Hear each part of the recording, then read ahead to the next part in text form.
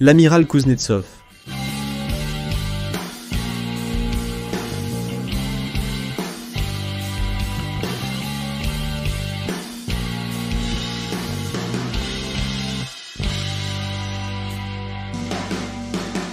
L'amiral de la flotte de l'Union soviétique Kouznetsov est l'un des porte-avions qui a le plus marqué l'histoire militaire, non pas pour son historique de combat ou sa longévité, mais pour une série de controverses qui ont à plusieurs reprises terni sa réputation.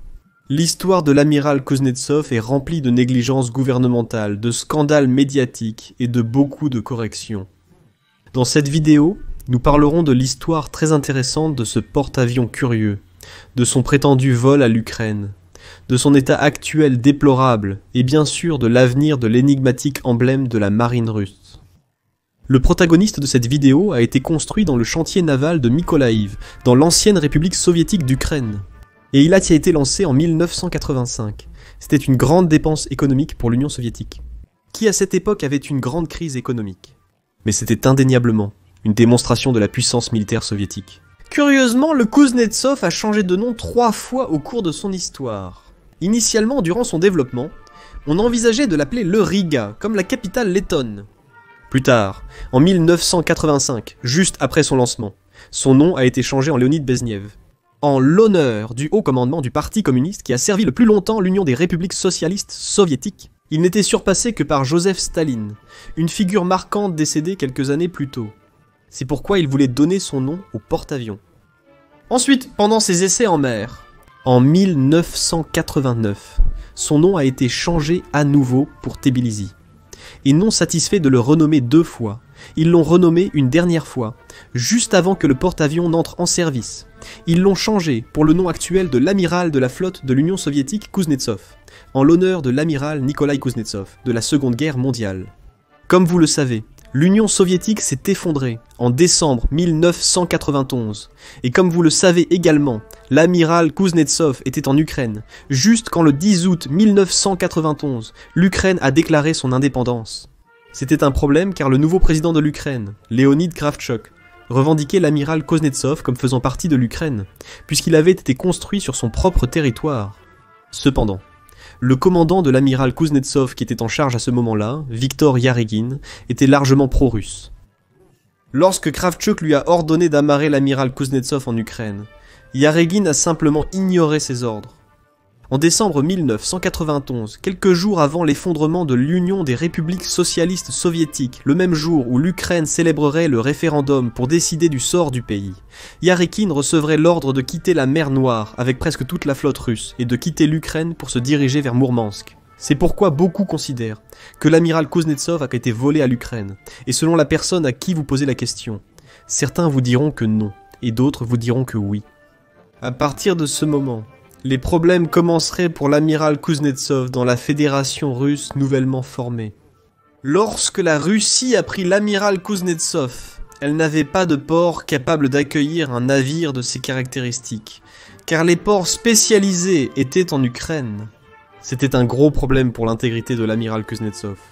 Généralement, lorsque les porte-avions sont amarrés, le port les assiste avec des services de base comme l'eau et l'électricité. Sinon, le porte-avions devrait toujours être en fonctionnement, causant une usure supérieure à celle-ci. C'était souvent le cas de l'amiral Kouznetsov, car au début, la Russie n'avait pas de port spécialisé pour le porte-avions.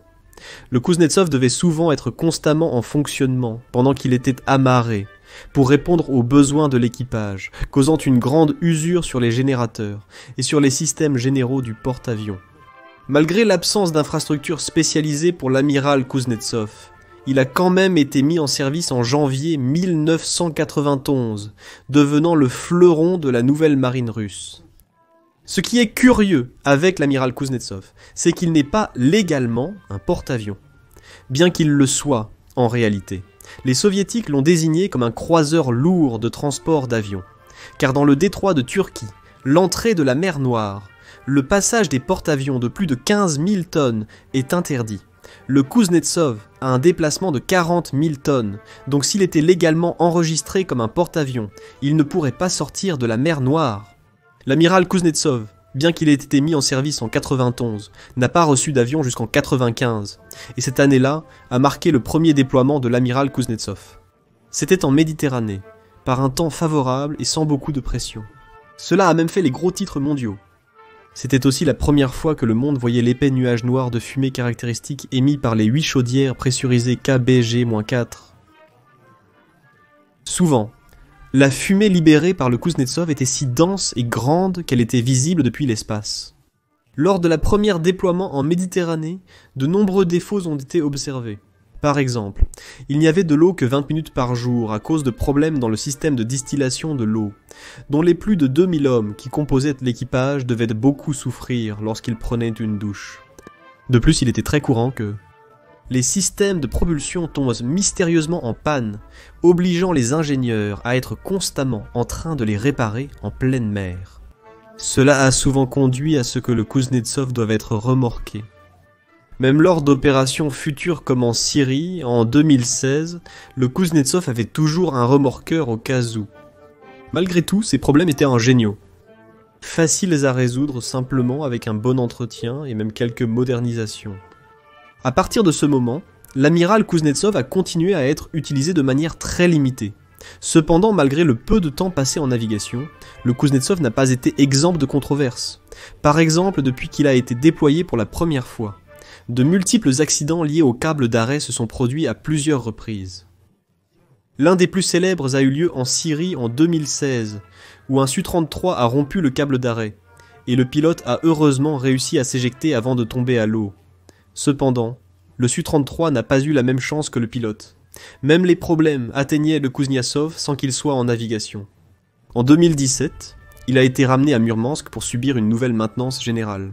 En 2018, il a dû passer du temps dans un dock flottant, le PD-50, un dock assez unique et historique, pour continuer les travaux de maintenance extensive. Mais malheureusement, le 30 octobre de la même année, l'approvisionnement en électricité depuis la côte a été coupé, ce qui a fait que les pompes des réservoirs de ballast du dock nécessaires pour maintenir le dock à flot se sont arrêtées. Cela a provoqué une inclinaison très prononcée du dock, faisant tomber 2 grandes grues de 65 tonnes sur le Kouznetsov, lui causant de grands dommages. Et bien sûr, tout cela a fait que le dock a complètement coulé. Par la suite, le directeur du quai chargé de la réparation du Kouznetsov, Yevgeny Zoudine, a été arrêté pour de graves accusations de corruption. Selon les enquêtes, il était directement impliqué dans le naufrage du PT-50. Il s'avère qu'en cas d'urgence, les pompes sont alimentées par des générateurs diesel, mais lorsque l'électricité a été coupée, les générateurs ne se sont pas allumés, car ils n'avaient pas de carburant. Le directeur Yevgeny Zoudine a volé l'argent destiné au carburant des pompes d'urgence. De plus, il a volé plus de 500 000 $ des fonds qui étaient censés être pour la réparation de l'amiral Kouznetsov. Un fait assez regrettable, même l'amiral Kouznetsov a pris feu récemment, en décembre 2022. C'était un grand incendie qui, heureusement, n'a causé ni blessures ni dommages majeurs. Cependant, cet incendie a également été quelque chose de très regrettable. Après le naufrage du PD-50, le gouvernement russe a créé un énorme barrage pour l'amiral Kouznetsov, afin qu'il puisse terminer son entretien de mi-vie, ce qui lui donnera au moins 20 ans de plus de durée de vie utile. Les marins ont beaucoup de superstitions. Par exemple, on dit qu'il est de malchance d'emporter des bananes sur ton bateau, mais quelque chose qui est de très très mauvaise chance, est de changer le nom de ton bateau, car le Kouznetsov a changé de nom 3 fois. Peut-être que c'est pour cela que le Kouznetsov a eu une trajectoire si tumultueuse. La vérité est très compréhensible, la situation du Kouznetsov pendant toutes ces années, car maintenir un porte-avions de ces caractéristiques est extrêmement coûteux, et considérant que la Russie devait même construire l'infrastructure pour maintenir ce porte-avions à partir de zéro, rendait la possession du Kouznetsov quelque chose d'assez complexe. Et aussi en tenant compte que la Russie n'était pas dans la meilleure situation économique lorsqu'elle s'est indépendante de l'Union soviétique. Cela nous fait penser que l'amiral Kouznetsov, en réalité, a simplement eu très malchance d'avoir été créé lors de l'effondrement de l'Union des républiques socialistes soviétiques. De nos jours, les réparations semblent aller bon train. Il semble qu'après toutes ces controverses, le gouvernement a commencé à investir massivement dans l'amiral Kuznetsov, et nous espérons que l'amiral Kuznetsov reprendra la mer très bientôt. Il est prévu qu'il soit remis en service cette année, et nous espérons tous qu'il ne sera pas transformé en parc d'attractions, comme cela a été le cas pour le porte-avions Minsk. Ce serait une vidéo très intéressante de parler du Minsk. Merci d'avoir regardé, à bientôt pour la prochaine vidéo.